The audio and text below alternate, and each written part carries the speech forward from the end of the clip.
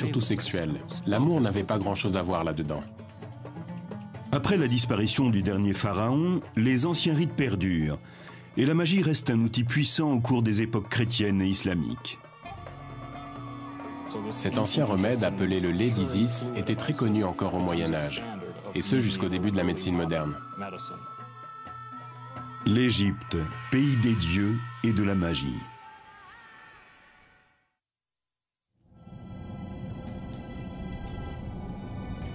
À notre époque, le terme magie évoque des rituels interdits, des rites maléfiques accomplis par des sorciers diaboliques, à des fins peu recommandables. Mais dans l'Égypte ancienne, la réalité était tout autre.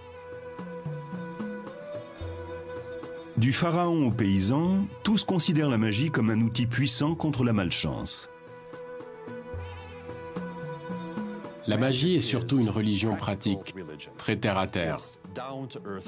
Elle colle à la vie quotidienne. Les gens s'en servent pour obtenir ce dont ils ont besoin, pour réaliser leurs souhaits, leurs espoirs, et pour lutter contre leurs peurs. On trouve des formules magiques pour accroître les récoltes, et d'autres qui s'appliquent en complément de la médecine traditionnelle. Mais aussi de nombreuses incantations à proférer contre des personnes ou contre des familles entières. Et à partir du règne de Ramsès, apparaissent les envoûtements d'amour. Du point de vue des Égyptiens, la magie est aussi ancienne que le cosmos. Ils la considèrent comme l'étincelle qui a permis la création. Selon les plus célèbres mythes égyptiens, le dieu Ré-Atoum a créé le monde en nommant chaque chose. C'est son premier fils, Eka, qui insuffle l'énergie vitale dans ses mots et qui donne vie au cosmos et à toutes les divinités.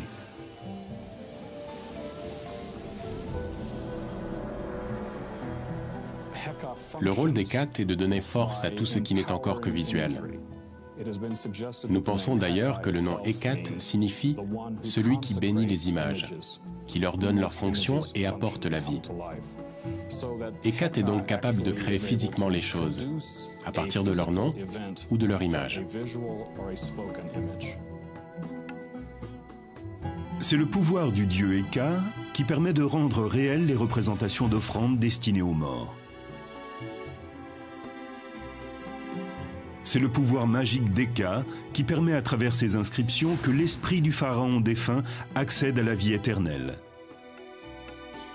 Et c'est aussi Eka qui permet aux formules d'envoûtement de s'accomplir.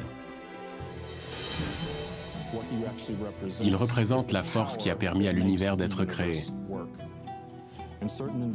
En s'appropriant rituels et formules magiques, en se familiarisant avec les anciennes croyances, certains accèdent en toute légitimité au pouvoir d'Hécate et en font usage.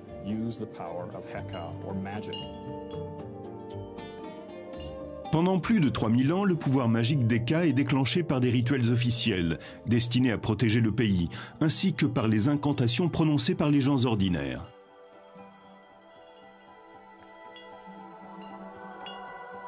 Les rites magiques se divisent en 3 éléments.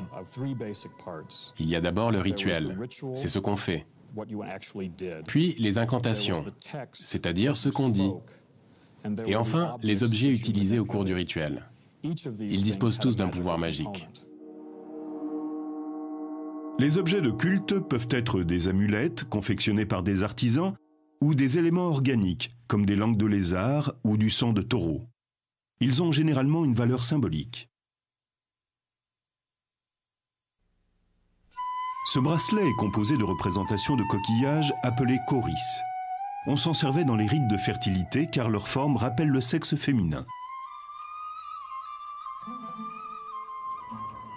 On trouve des formules magiques datant de la période gréco-romaine de l'Égypte qui se situe entre -300 avant Jésus-Christ et l'an 400 de notre ère.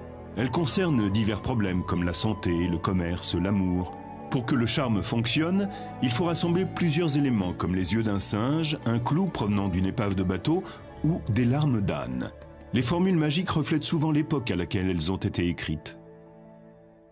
Un ingrédient apparaissait souvent dans les enchantements.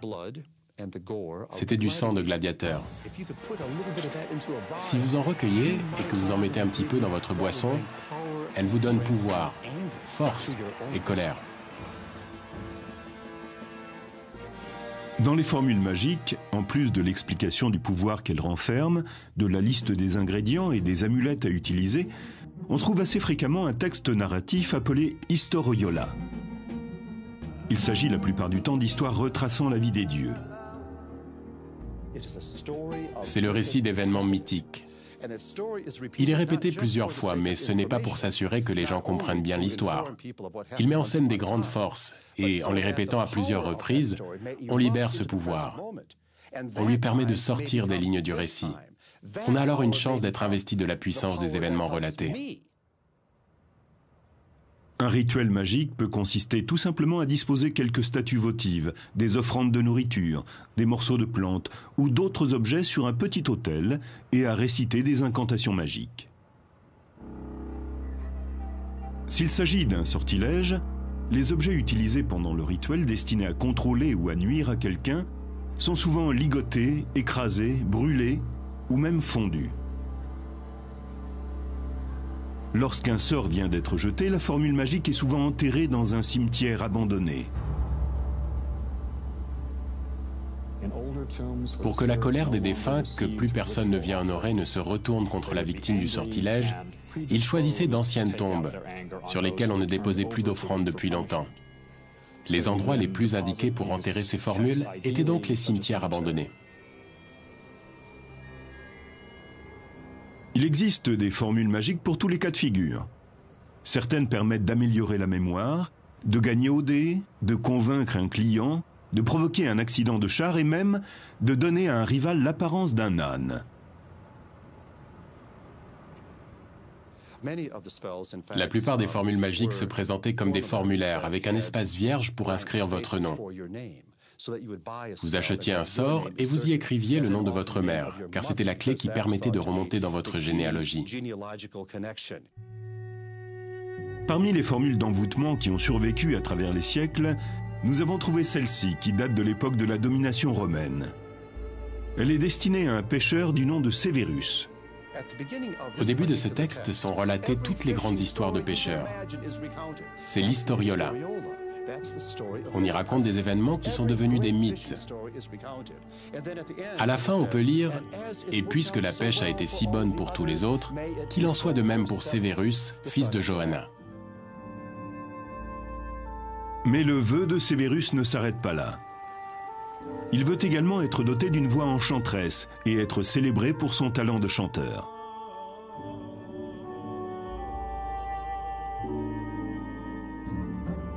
Ne les laisse pas me regarder partir, mais qu'ils scandent mon nom pour que je revienne chanter, qu'ils ferment leur magasin pour assister à mon spectacle. L'image que nous nous faisons de Sévérus est celle d'un pêcheur frustré, las de lancer ses filets, qui désire devenir une vedette de la chanson et qui demande aux dieux et aux déesses d'intercéder en sa faveur, car sa voix n'est sans doute pas terrible. Nous ne saurons sans doute jamais si l'envoûtement a fonctionné, mais la foi dont cet homme fait preuve a été célébrée par les Égyptiens pendant 3000 ans. Les Égyptiens ont recours à la magie en n'importe quelle circonstance. Les formules utilisées sont littéralement calquées sur les premiers sorts jetés dans l'Égypte antique avec l'accord des pharaons. Ces sortilèges étaient destinés à écraser les ennemis étrangers.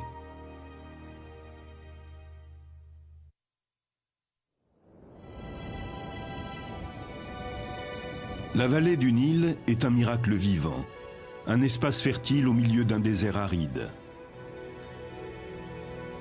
Ces riches terres étaient prisées par ses habitants et attisaient la convoitise de leurs ennemis. L'Égypte a été envahie par les Nubiens venus du sud, puis par les Hittites venus de l'est. À plusieurs reprises, les Libyens ont attaqué par l'ouest et des pirates ont débarqué sur les côtes méditerranéennes. Ces invasions incessantes ont conduit les Égyptiens à lever des armées et à bâtir des forteresses pour assurer leur protection. Mais la magie constituait aussi un élément important de la défense du pays. Parmi les premières malédictions et les sortilèges jetés par les Égyptiens, certains étaient destinés à paralyser les troupes ennemies. Nous avons la preuve qu'on pratiquait ce type de cérémonie occulte depuis l'Ancien Empire et que cela a continué sous la domination romaine. Il existait un sortilège contre les ennemis du pays. On inscrivait une série de textes préétablis sur des poteries qui étaient ensuite brisées et enterrées selon un rituel précis, le plus souvent dans un cimetière abandonné. Il choisissait des pots en argile, en référence à Khnum, le créateur, qui avait modelé les êtres vivants sur son tour de potier. Symboliquement, chaque pot utilisé représente une ou plusieurs personnes. Les morceaux de poterie en argile faisaient partie des déchets courants en Égypte.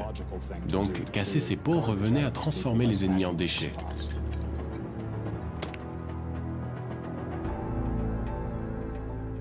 Les vestiges de ce rituel ont été découverts à Mirghissa, une ville située en territoire nubien tout près d'une forteresse égyptienne construite vers 1700 avant Jésus-Christ. Ce territoire appartient aujourd'hui au Soudan. Au cours des fouilles, on a découvert des morceaux de poterie en argile rouge. On peut y lire les formules d'une malédiction jetée aux Nubiens. Ils avaient été enterrés à côté de tombes abandonnées.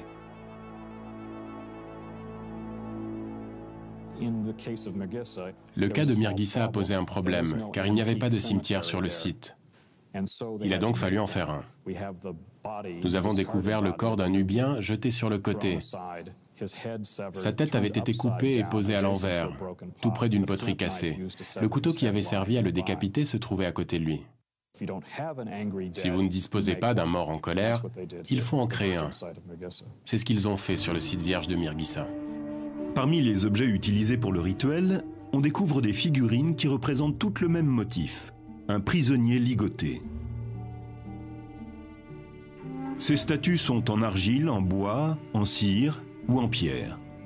On y inscrit le nom des pays hostiles à l'Égypte, puis on les brûle, on les piétine, on les brise ou bien on les fond pendant le rituel officiel.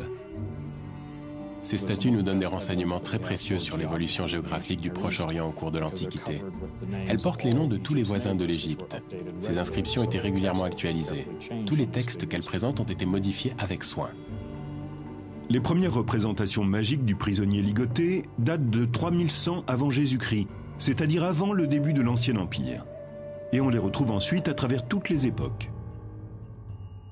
Cette image est parfois dessinée sous les semelles des sandales, afin que le prisonnier soit écrasé à chaque pas. Cette sculpture représente également un prisonnier ligoté. Elle a été taillée dans la pierre qui soutient la porte d'entrée d'un temple. Si vous observez le socle de cette porte, vous pourrez voir qu'il représente un prisonnier allongé le ventre contre le sol, les mains attachées dans le dos. Un trou a été creusé au milieu de son dos pour placer l'axe sur lequel la porte pivote.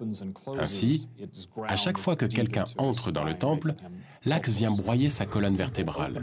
Le simple fait d'ouvrir cette porte chaque matin reproduisait la défaite des ennemis de l'Égypte. La magie est la clé de voûte de la religion égyptienne. Seuls les prêtres et les personnes de sang royal la pratiquent.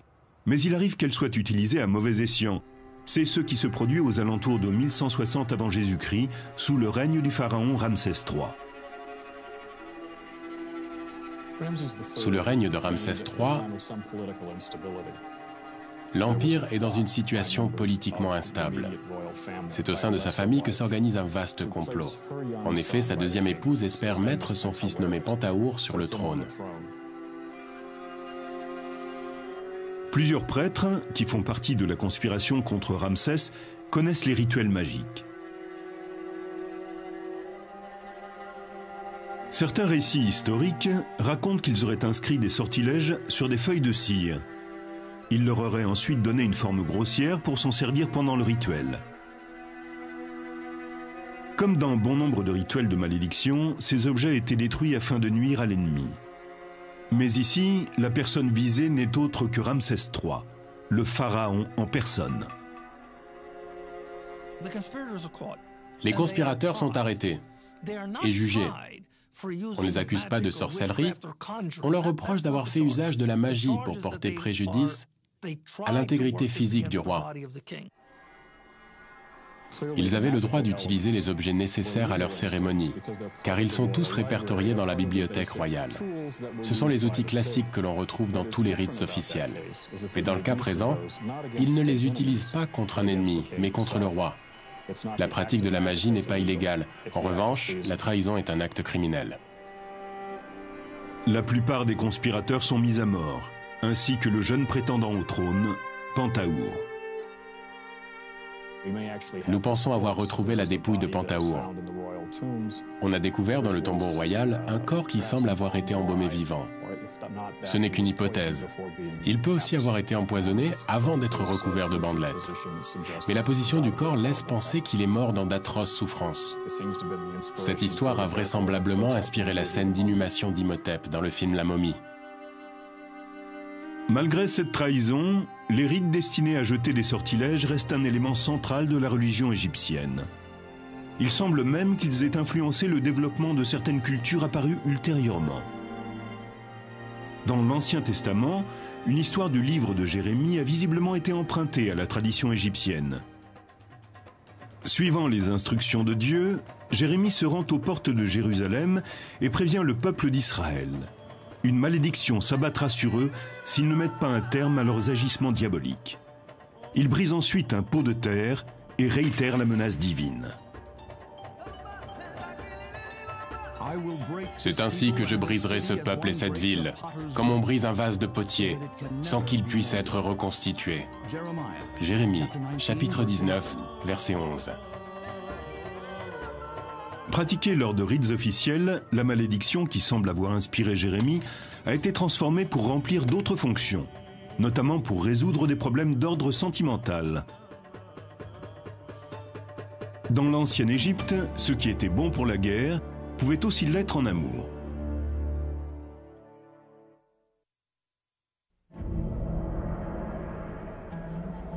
Le temple est le lieu où les forces magiques peuvent être libérées. C'est là que se déroulent les sortilèges officiels, là que l'on compose de nouvelles formules magiques et que l'on archive, copie et étudie les formules déjà existantes. Les prêtres sont les gardiens de ces puissantes traditions. Ils rédigent les textes magiques et les mettent en pratique. Pourtant, la magie n'est pas circonscrite à l'enceinte du temple. Seuls les prêtres les plus hauts placés dans la hiérarchie servent tout au long de l'année au sein même des temples. Les autres n'y séjournent que quelques mois et sont ensuite remplacés par un autre groupe de prêtres. 5 groupes peuvent ainsi se succéder sur une année. Le reste du temps, ils étaient libres de faire ce qu'ils voulaient. Ils pouvaient être fermiers, fonctionnaires, ou bien proposer leur talent dans le domaine de la magie. Ils étaient prêtres à temps partiel. Ils pouvaient assister aux différents rituels, y prendre part et même rédiger les formules qui devaient y être lues. Et en marge de cela, ils pratiquaient la magie au sein du peuple. Dans les villages, les prêtres transforment les malédictions destinées aux ennemis de l'Égypte et les utilisent pour prévenir les désagréments du quotidien, comme les problèmes de santé, d'argent et les amours malheureuses. Comme dans les rites officiels, ces formules comportent une historiola qui retrace des événements mythiques. Isis, la déesse mère, et son époux, Osiris, le dieu des morts, sont souvent invoqués dans les incantations amoureuses. Les sortilèges destinés à la population permettent généralement de contraindre quelqu'un à faire quelque chose. Ici, il ne s'agit plus de combat guerrier, mais de conquête amoureuse. Au Louvre, on peut voir une statuette d'argile représentant une femme accroupie, les bras attachés dans le dos. Cette position rappelle clairement l'image des prisonniers ligotés. Elle était utilisée lors du rituel de l'envoûtement amoureux. Mais ce terme est-il bien approprié ? Le but de ces envoûtements d'amour était surtout sexuel. L'amour n'avait pas grand-chose à voir là-dedans. La figurine du Louvre date du IIIe ou IVe siècle avant Jésus-Christ, de l'époque de la domination romaine. Elle a été trouvée dans un pot en terre, accompagnée d'un texte magique écrit sur une fine feuille de plomb. La formule contient des informations spécifiques pour le rituel. 13 épingles en cuivre doivent être enfoncées méthodiquement dans la figurine. À chaque fois que l'une d'elles est en place, on récite la même incantation. En introduisant cette épingle en cet endroit, tu ne penseras plus qu'à moi. Cela avait pour effet d'obliger une femme à n'avoir de rapport sexuel qu'avec vous. Il faut préciser que même le mari de cette femme était alors exclu. Il n'y avait plus que vous qui comptiez. Le but de ce rituel n'était pas d'amener cette femme à tomber amoureuse de vous, mais de la contraindre à vous aimer. Ce rite utilise la symbolique du prisonnier ligoté, sans défense et que l'on écrase. C'est une application très classique des anciennes formules de domination égyptienne. Il arrivait que dans un village, les gens sachent qu'un homme, voulant séduire une femme, lui avait jeté un sort. La femme savait qu'elle ne pouvait pas lutter. Si elle pouvait résister à un homme, c'était impossible face aux dieux et aux déesses. Elle savait qu'elle n'avait pas d'autre choix que de céder.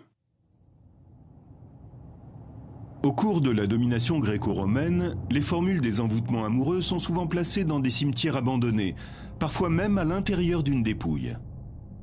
Cela rappelle un procédé antique de malédiction. On jette une figurine représentant celui que l'on poursuit dans un cimetière abandonné, là où les morts en veulent aux vivants de les avoir oubliés. En payant grassement quelqu'un ou bien en s'adressant à un prêtre, le texte pouvait être placé dans les catacombes, dans la bouche d'un cadavre. Cet envoûtement a été demandé par un homme qui souhaite manipuler les sentiments d'une femme mariée, du nom de Carrossa. La formule est directement adressée à la dépouille dans laquelle on l'a placée. Réveille-toi et viens à mon aide. Fais que ce qui est inscrit sur ce texte une fois placé dans ta bouche devienne réalité. Empêche Carrossa de penser à son mari, à son enfant, à sa soif, à sa faim. Et mène-la vers moi, brûlante de passion, d'amour, et pleine du désir de m'offrir son corps. Vite, très vite. Malgré l'introduction du christianisme en Égypte, ce type d'envoûtement va rester en usage plusieurs siècles après la crucifixion du Christ. Beaucoup parmi les prêtres chrétiens avaient été élevés selon les coutumes anciennes. Et la magie perdure à travers des chrétiens originaires d'Égypte, l'Église copte. Nous supposons que les principaux responsables des guérisons, de la préparation des amulettes ou des sortilèges et qui reliaient les formules magiques étaient des coptes. Ils pouvaient aider un homme à conquérir une femme, ou encore permettaient à une mère de jeter un sort sur le couple de son fils quand elle estimait que son épouse n'était pas celle qu'il lui fallait. Donc à ce moment, elle jetait un sort pour arracher cette fille des bras de son fils. Il semble donc que toutes ces formules magiques auraient été écrites par des moines coptes. Ils étaient les Égyptiens lettrés de l'institution chrétienne. La magie a continué à être présente pendant la période copte, car les gens croyaient à ces méthodes. C'était une solution efficace pour la communauté. Elle n'était pas officiellement acceptée par l'Église copte, et elle ne l'a jamais été. Ces activités étaient pratiquées dans l'ombre et le sont encore aujourd'hui. Comme les grands prêtres des pharaons, les prêtres coptes enroulent un cordon autour des figurines, destinées au rituel, pour que la victime de l'envoûtement amoureux se soumette sexuellement. La plupart du temps, ces envoûtements sont effectués à la requête d'un homme désireux de bénéficier des faveurs d'une femme, mais ils peuvent aussi poursuivre d'autres objectifs. Les textes rédigés par les coptes proposaient différentes façons de ficeler les figurines. Si vous vouliez que votre adversaire devienne impuissant, alors vous passiez la ficelle autour de l'organe sexuel. Voici un de ces sortilèges. Le texte est rédigé en langage copte, on y trouve des références à Jésus-Christ, mais l'élément de magie est purement égyptien.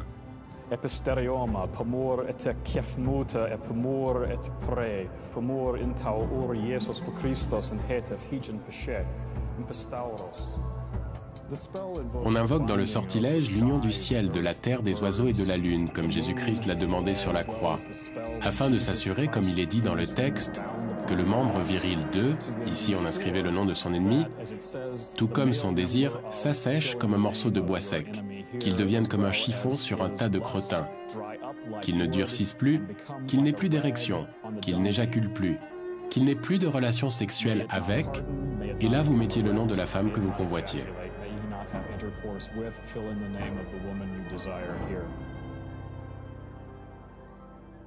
On constate que le sexe est un sujet prépondérant.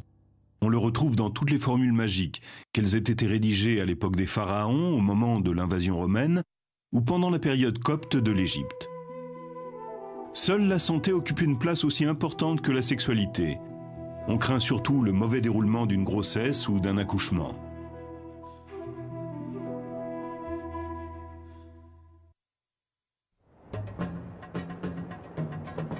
Selon les textes égyptiens anciens, les dieux ont offert la magie aux humains pour leur permettre de faire face aux pièges que le destin leur réserve. La perte d'un être cher est probablement l'une des pires choses qui puissent arriver. Les causes de décès sont nombreuses, qu'il s'agisse d'un accident, d'une maladie ou encore d'une grossesse ou d'un accouchement qui se déroule mal. La mortalité infantile était telle qu'il valait mieux prendre toutes ces précautions, y compris recourir à la magie pour protéger la mère et son enfant pendant et après la grossesse. Nous avons découvert tout un éventail de formules magiques. Cette liste porte le nom de formules magiques pour la mère et son enfant. Une personne appelée le magicien de la crèche était chargée de les élaborer. Parmi les outils du magicien, il y a les baguettes magiques, comme celle-ci. Elles sont taillées dans des défenses d'hippopotame afin d'être liées à Taouret, la déesse protectrice de l'accouchement.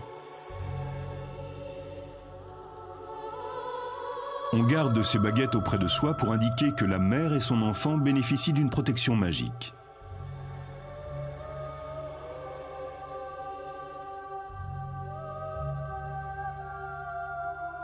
Les jarres, dans lesquelles se trouvent les onguents magiques pour soigner les femmes enceintes, sont elles aussi associées à Taouret. Elle représente une femme enceinte avec la silhouette de la déesse Taouret. Si bien qu'elles sont en partie femmes et en partie hippopotames. On disait que les onguents que l'on mettait dans les récipients pouvaient servir à soigner les vergetures. On retirait en quelque sorte l'huile du corps même de la déesse protectrice de l'accouchement. Et on l'appliquait sur la patiente qui était à son tour investie du pouvoir de Taouret. Ce genre d'association entre magie et médecine n'est pas un cas isolé. Sous l'Ancien Empire, certains physiciens sont aussi appelés prophètes d'Eka, le dieu de la magie. Comme dans les envoûtements amoureux, les formules de guérison comportent une historiola. On y retrouve souvent les histoires d'Isis et d'Horus. Parmi les magnifiques histoires que l'on raconte au sujet de la déesse Isis et de son fils le dieu Horus, l'une d'elles explique comment Isis parvint à soigner Horus d'une piqûre de scorpion. On note un grand intérêt dans la magie égyptienne pour se protéger des piqûres de serpents et de scorpions. Le mythe d'Isis et d'Horus a inspiré l'un des remèdes magiques les plus puissants, le lait d'une mère ayant mis au monde un garçon. Bien sûr, on ne disposait pas toujours du lait de la mère d'un jeune garçon. Il existait donc de petites fioles de la forme d'une femme avec un enfant dans les bras. On mettait un autre type de lait dans ce récipient, mais au moment de le retirer, il se transformait en un lait venant de la mère d'un garçon. Et lorsqu'on accomplissait le rituel approprié et que l'on récitait l'historiola d'Isis et d'Horus, ce lait devenait le lait d'Isis. Cet ingrédient mythique a été utilisé longtemps après la disparition des pharaons. Le physicien grec Hippocrate, qui a vécu entre le 4e et le 5e siècle avant Jésus-Christ, le comptait aussi au nombre de ses remèdes. Le lait d'Isis est utilisé dans les pays occidentaux jusqu'au XVIIe siècle. Il apparaît pour la dernière fois en Angleterre dans des remèdes à base d'herbes.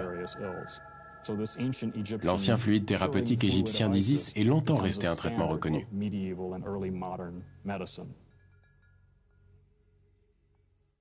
Dans l'Antiquité, Horus est l'objet de bien d'autres historiolas.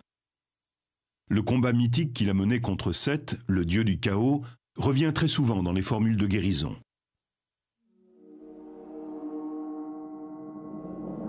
La légende raconte que Seth arracha un œil à Horus lors d'un terrible combat. Mais Thoth, le dieu de l'écriture et de la médecine, grâce à la magie, parvint à guérir son œil. En récitant cette partie du mythe qui traite de la guérison d'Horus, datant de l'époque des dieux, on va agir sur la guérison du patient. Selon les anciens textes, Thoth a craché sur l'œil blessé d'Horus, ce qui a suffi à le guérir. Cette technique consistant à cracher sur une plaie est devenue une caractéristique de la magie égyptienne. L'œil intact d'Horus porte le nom d'œil Udjat. Il est devenu le symbole le plus répandu sur les amulettes d'Égypte. Aujourd'hui, l'œil Udjat fait partie de notre quotidien. Il apparaît encore sous cette forme dans les pharmacies. Comme l'œil Udjat, le rituel magique du crachat a été repris par d'autres cultures. On retrouve cette méthode du crachat dans le Nouveau Testament. Dans l'évangile de Marc, Jésus crache sur l'œil d'un aveugle pour le soigner, comme l'avait fait Thoth des siècles auparavant. Cette pratique magique est tellement répandue au Proche-Orient que l'on ne sait pas si Jésus s'est inspiré de la culture égyptienne ou si cette pratique vient bien de Palestine.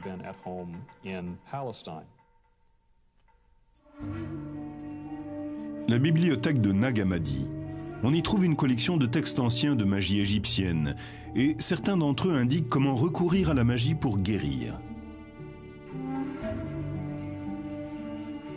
Le livre secret de Jean contient une liste de 365 anges aux noms étranges, chacun d'eux associé à une partie du corps humain.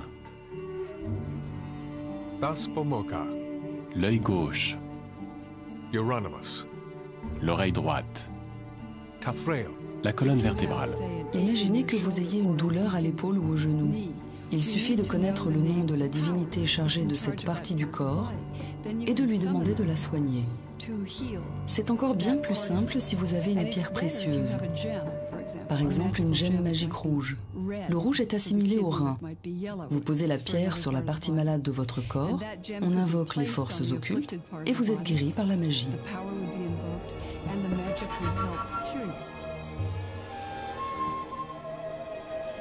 Des traces d'une autre tradition magique ont été découvertes ici, dans la synagogue Ben Ezra du Caire, l'un des plus vieux temples juifs d'Égypte.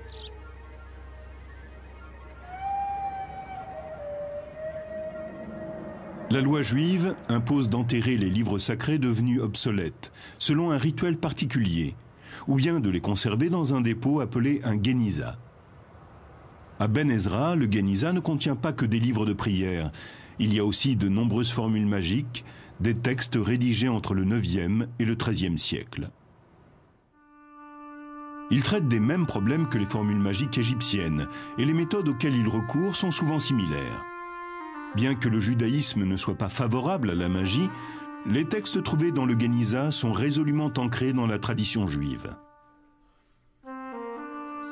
On a pu noter des références aux versets de la Bible.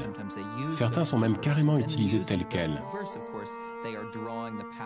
Pour ces formules, on fait ressortir le pouvoir du psaume, voire même de toute l'histoire, et on l'applique à une situation particulière.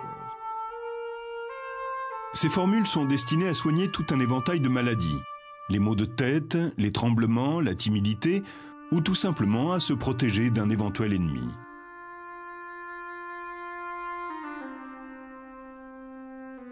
Les textes magiques du Géniza ont un point commun avec les textes coptes et ceux rédigés à l'époque des pharaons. Ils montrent tous la même révérence face à la puissance magique des mots. Plus tard, on retrouve le même respect dans l'une des nombreuses traditions magiques que l'Égypte ait connues, celle de l'islam populaire.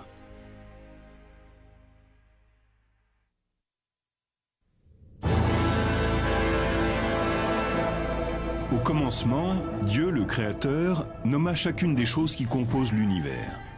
Et avec ces noms, le dieu Eka insuffla la vie dans le cosmos.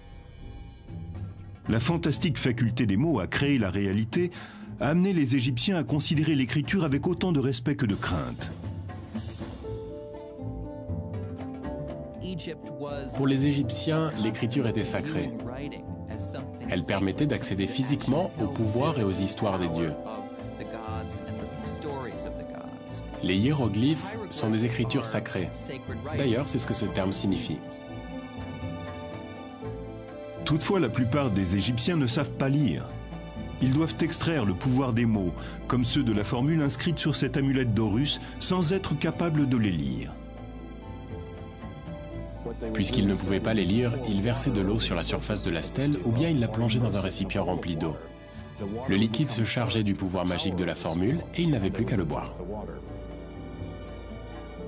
Cette ancienne coutume égyptienne, consistant à boire le texte des formules magiques, réapparaît à l'époque biblique.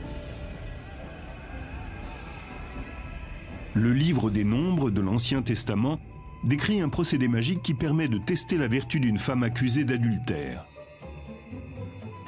D'abord, un prêtre verse dans un bol d'eau une pincée de terre recueillie dans le temple de Salomon. Ensuite, on y plonge un papyrus sur lequel est inscrit le sortilège, ce qui permet au texte de se dissoudre. La femme qui fait l'objet de l'accusation doit boire ce breuvage. On pensait que si elle a été infidèle, Dieu la maudira. Et que si elle vient à tomber enceinte d'un autre homme, elle n'arrivera jamais au terme de sa grossesse. Cette méthode nous ramène aux anciennes traditions égyptiennes. Une formule était inscrite sur un papyrus ou sur de l'argile, puis on la faisait dissoudre dans l'eau avant de la boire pour acquérir sa puissance, bénéfique ou destructrice. La magie juive attribuait elle aussi beaucoup de valeur à la puissance de l'écriture même. Et ceci a existé depuis des temps très anciens. L'hébreu ne se limite pas à la simple formulation de mots. Il est composé de lettres que les anges ont apportées sur terre, ou plutôt que Moïse a apportées et qui ont été tracées par la main de Dieu. Ces lettres sont sacrées, tout comme les hiéroglyphes. Les formules magiques de la période gréco-romaine trouvent leurs racines aussi bien dans la tradition pharaonique que juive. Les prêtres qui les rédigent cherchent sans cesse de nouveaux noms, de nouveaux mots, de nouveaux sons. Plus ils sont étranges, mieux c'est. Nous avons trouvé de nombreux exemples de ce langage magique en introduction de textes qui commencent comme une prière. Ça ressemble à cela. Yahoo, Sabeyov, Adonai, ce sont des sonorités qui sont typiques de l'hébreu. Et il devait y avoir des noms d'anges comme Michael, Gabriel, Raphaël. Il y avait même des palindromes, ces mots que l'on peut lire dans un sens comme dans l'autre. Il confère un grand pouvoir aux incantations. Abla Nafan Alba, Sesumgen Bar Farenges, Shemesheilam. Ce sont des mots étranges et très exotiques. Laielops. On retrouve toutes sortes de mots magiques. L'Église copte semble elle aussi reconnaître aux mots et aux lettres un grand pouvoir magique.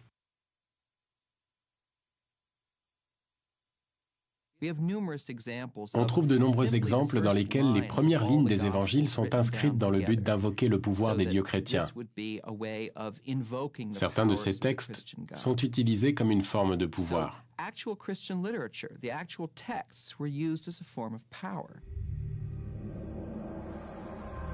Les Coptes adoptent eux aussi les traditions magiques d'autres religions. Cette démarche s'appelle le syncrétisme. On constate une tendance syncrétiste dans les textes magiques coptes. On y retrouve toutes sortes de noms. Des noms judaïques, des noms de dieux et déesses gréco-romains. Il y a aussi des références aux dieux et déesses de l'Égypte pharaonique. On trouve également dans ces textes hautement syncrétiques toutes sortes de références chrétiennes, telles que les anges, le Christ, le divin.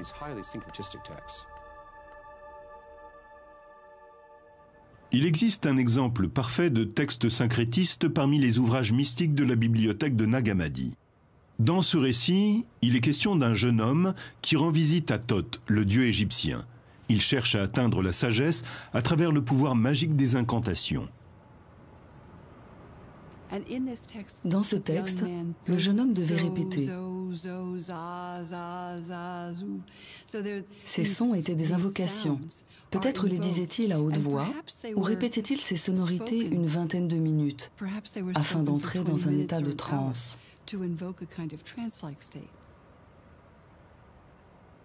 Même si la magie n'est pas officiellement approuvée par l'Église copte, elle survit et perdure jusqu'à la période islamique. Cette vision très ancienne, qui consiste à accorder à des textes un pouvoir magique, semble avoir été partagée par les musulmans d'Égypte. On en trouve des preuves dans des endroits très inattendus. Dans ce bâtiment se trouve un nilomètre qui permet de mesurer la profondeur du Nil. Construit en l'an 861 de notre ère, il a permis pendant plus d'un millénaire de prévoir les inondations, les famines ou l'abondance de nourriture. Les parties essentielles du nilomètre sont recouvertes de versets du Coran. Il est ici question de l'eau, de la végétation et de la prospérité. Certains experts pensent que ces versets sont là dans un but magique, comme sur les amulettes pharaoniques, mais à plus grande échelle. La magie trouve également place en Égypte dans la pratique quotidienne de l'islam.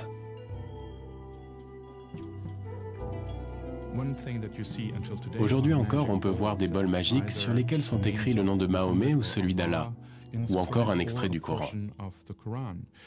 On y verse de l'eau, et en la buvant, on est investi d'une force positive. L'utilisation des bols magiques n'est que l'un des nombreux rituels musulmans qui reprennent les traditions de l'Antiquité égyptienne, liées au pouvoir de l'écriture.